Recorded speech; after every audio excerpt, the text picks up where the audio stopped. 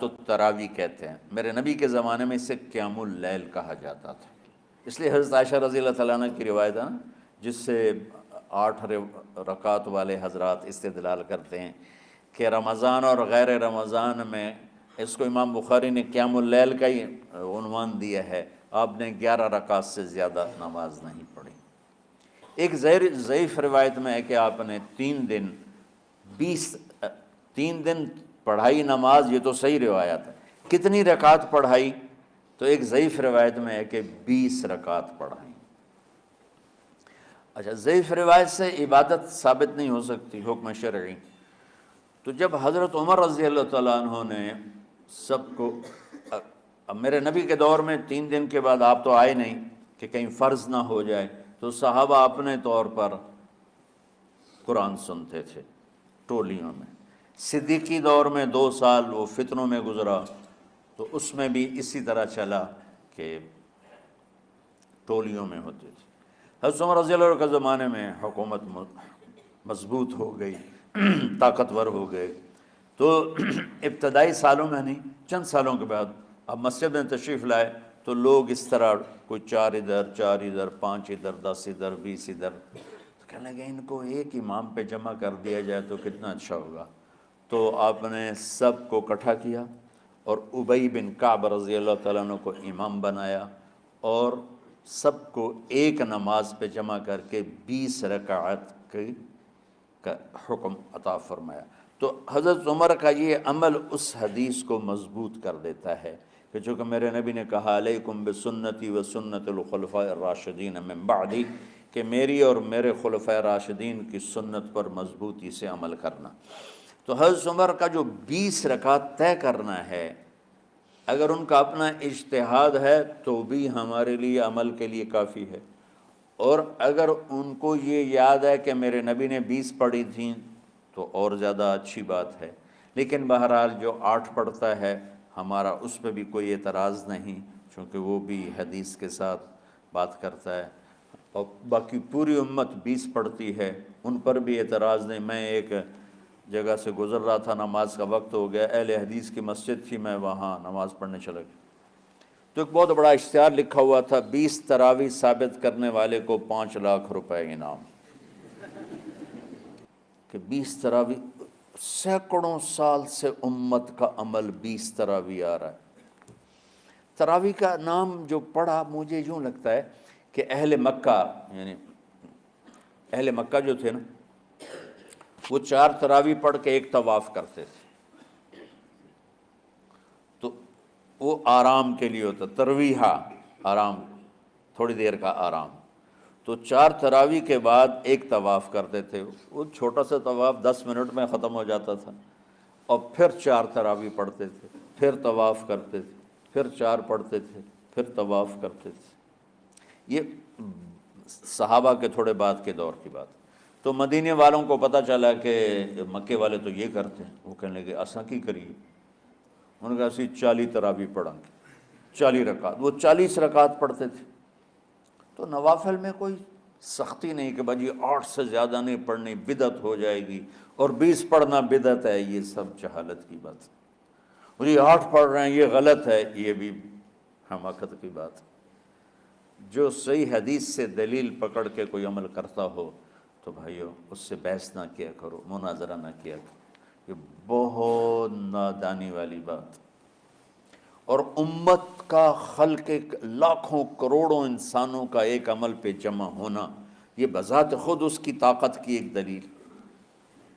اور حرمین جب سے میرے رب نے، حضرت عمر نے 20 رکعت شروع کی، آج تک وہاں بھی ساری مساجد میں 8 رکعت تراویح ہوتی ہے، لیکن حرمین کی مسجد میں 20 رکعت، ادھر بھی ادھر بھی۔ اور یہ جو وہ وہاں ختم قرآن پہ دعا نہیں مانگی جاتی، یہ کس کا عمل ہے؟ حضرت عثمان کا۔ حضرت عثمان نے اپنے دور خلافت میں تراویح پڑھانے والے سے کہا جب قرآن ختم کرو تو دعا کرنا۔ وہ کہنے لگے جی کیا دعا کروں؟ کہ جو تیرے دل میں آیا کرنا۔ تو ختم قرآن کی رات تراویح کی آخری رکعت میں من الجنت والناس کے بعد دعا کے لیے ہاتھ اٹھانا، یہ حضرت عثمان رضی اللہ تعالیٰ عنہ نے اس کو زندہ فرمایا۔ اور امام دعا کرتا تھا 1 منٹ 10 منٹ 20 منٹ جتنے بھی، اور پیچھے لوگ آمین کہتے تھے۔ وطر کی جماعت نہیں ہوتی تھی، وطر کو باجماعت حضرت علی رضی اللہ تعالیٰ عنہ نے شروع کی کہ وطر کو بھی باجماعت پڑھا جائے۔ تو یہ ان کی سنت ہے کہ وطر کو باجماعت پڑھا گیا۔ تو اب یہ لہٰذا یہ سارے سنت جو کام ان خلفۂ راشدین سے ہوا وہ بھی سنت ہے۔ تو اللہ نے ہمیں ایک عبادت دے دی کہ میرا قرآن پڑھو اور سنو۔ پہلی امتوں کو تراویح کیوں نہیں تھی یا قیام اللیل کیوں نہیں تھا؟ کہ ان کو اپنی کتاب یاد ہی نہیں ہوتی تھی، وہ اپنی کتاب کے حافظ نہیں ہوتے تھے، وہ اپنی کتاب یاد ہی نہیں کر سکتے تھے، صرف نبی کو یاد ہوتی تھی۔ اللہ نے ہمارے لیے کتنا آسان کر دیا کہ 7 سال کے یہ چھوٹے چھوٹے بچے قرآن یاد کر رہے ہیں، 70 سال کا بوڑھا قرآن یاد کر رہا ہے۔ یہیں یہ مولوی یوسف صاحب کا ساتھی تھا، یا پتہ نہیں ان سے پہلے تھا، سلمان، مولوی سلمان، آج کل امریکہ میں ہوتے ہیں، ہماری ایک شاخ چلا رہے ہیں ماشاءاللہ۔ وہ شروع میں یہاں تھے، تو یہاں تراویح پڑھانے کے لیے ہمارے پاس حافظ کوئی نہیں تھا، وہ حافظ نہیں تھے، وہ صبح بیٹھ کے شام تک 1 سپارہ یاد کرتے اور رات عشاء کی نماز میں سنا دیتے۔ 30 دن میں قرآن یاد کر کے سنا دی۔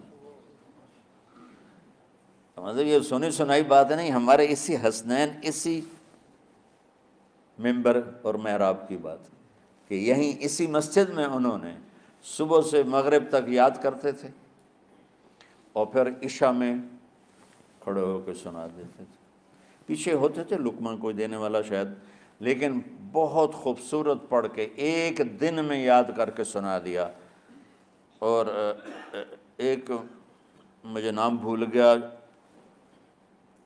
کہ 3 دن میں قرآن یاد کیا، 10 سپارے 1 دن میں یاد کیے، 10 دوسرے دن میں یاد کیے، 10 تیسرے دن میں یاد کیے۔ وَلَقَدْ يَسَّرْنَا الْقُرْآنَ لِلذِّكْرِ فَهَلْ مِن مُدَّكِرٍ۔ تو اللہ تعالیٰ نے اس کو نصیحت کے لیے بھی آسان کیا ہے اور یاد کرنے کے لیے بھی آسان کیا ہے۔ کوئی کتاب پہلے یاد نہیں ہوتی تھی کسی کو، ماشاءاللہ تم میں کتنے حفاظ بیٹھے ہیں اللہ کے فضل سے۔ تو اللہ نے ہمیں رات کی نماز عطا فرمائی، اور چونکہ یہ ایک مشقت ہے تو میرے نبی نے کہا یہ رات کی نماز کے ہر سجدے پر 1500 نیکی لکھی جاتی، 1500 نیکی لکھی جاتی۔ اور اللہ تعالیٰ ہر سجدے پر جنت میں ایک محل بناتا ہے جس کے 60,000 سونے چاندی کے دروازے ہوتے، اور ایک درخت اس کے لیے لگاتا ہے جس کے نیچے 100 سال گھوڑا دوڑ سکتا ہے۔ تو رمضان کا اہتمام آپ رجب سے شروع فرما دیتے تھے۔ میرے نبی نے 9 رمضان دیکھے، 9 رمضان اپنی زندگی میں، 9 رمضان۔ 10ویں رمضان سے پہلے آپ اللہ کے پاس تشریف لے گئے۔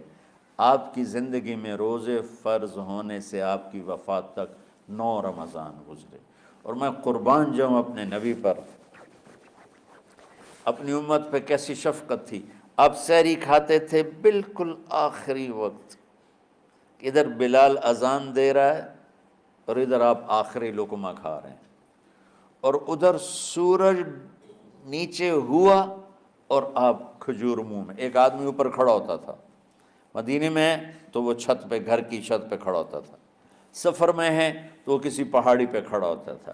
جو ہی سورج کا کنارہ نیچے جاتا اب فوراً وہ کہتا یا رسول اللہ قد غربت، تو آپ کھجور منہ میں ڈال لیتے تھے، یا پانی، کبھی پانی سے افطار فرماتے تھے، کبھی کھجور سے افطار فرماتے تھے، کہ میری امت پہ بھوک کا وقت کم سے کم آئے۔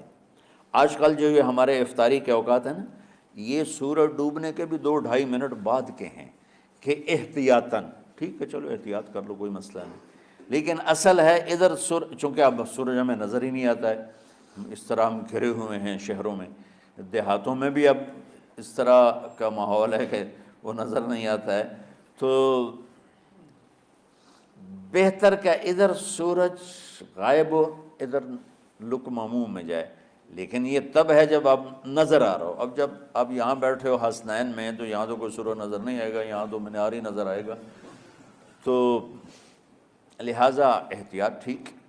ہمارے اہل حدیث بھائی وہ 2 منٹ پہلے ہم سے افطار کرتے ہیں, تو بڑی اچھی بات ہے کہ سورج کے غروب ہونے کا جو اصل وقت ہے اس کے ساتھ ہی افطار کرنا. اور سحری میں ایک واقعہ سناتا ہوں. آپ سحری کھا رہے تھے, بکرے کی سری پکی ہوئی تھی, تو مولا علی رضی اللہ تعالیٰ عنہ اور عرباض بن الساریہ رضی اللہ تعالیٰ عنہ آپ کے ساتھ کھانا کھا رہے تھے. تو حضرت بلال ہے, یا رسول اللہ وقت ختم ہو گیا ہے, میں اذان دینے جا رہا ہوں, آپ برائے مہربانی کھانا پینا بند کریں. اور یہ کہہ کر چلے گئے. ایک انصاری عورت تھی, اس کے گھر کی چھت پہ چڑھ کے اذان دیتے تھے. چڑھنے لگے تو پھر واپس آئے کہ دیکھوں اللہ کے نبی نے کھانا چھوڑ دیا یا نہیں. آ کے دیکھا تو وہ کھا رہے تھے.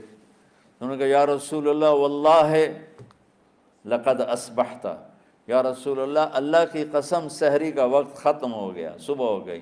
تو آپ نے ہاتھ پیچھے کر لیا, کہہ رہے تیرا بھلا ہو بلال, ابھی وقت باقی تھا, تیرے قسم کھانے پر اللہ نے اس کو پہلے نکال دیا کہ تیری قسم کہیں جھوٹی نہ پڑ جائے.